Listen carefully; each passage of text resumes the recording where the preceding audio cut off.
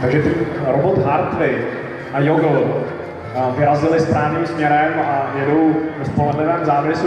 Pokud se nějakým způsobem nerozhodí tady teď po své soupeře, tak jednou to dobře dopadlo.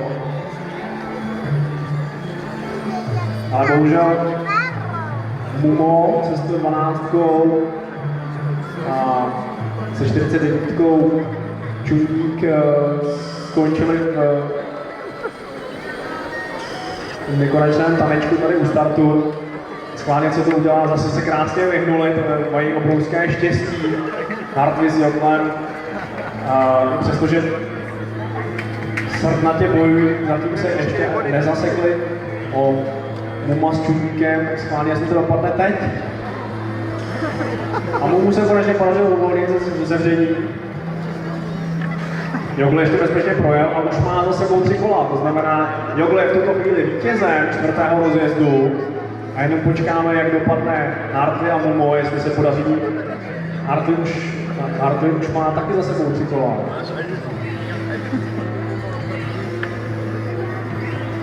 Takže Mumo má za sebou úspěšně první kolo a jestli mu nebudou jeho soupeři moc překážet, tak by mohl ještě svá 3 kola udělat.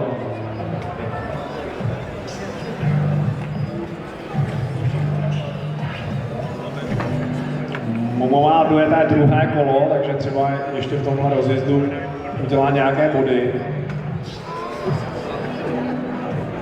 Tak teď má ale velkou smůlu, protože z toho vlastně bude těžko dostávat.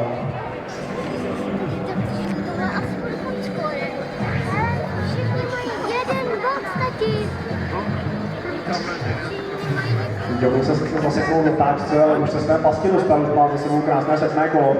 A to už je jedno, protože už je dávno včas. Ještě nás zbývá 3/4 minuty do konce, ale vítězi už je rozhodnuto. Teď jestli ještě Mumo jednou se vrátí zpátky na trasu a dokončí svůj závod.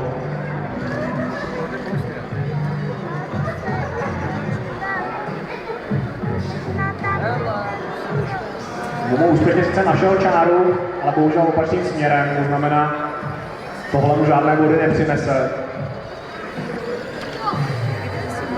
Maximálně se mu podaří zablokovat soupeře, ale to je jedno, protože ten už má svých kolobětí dost.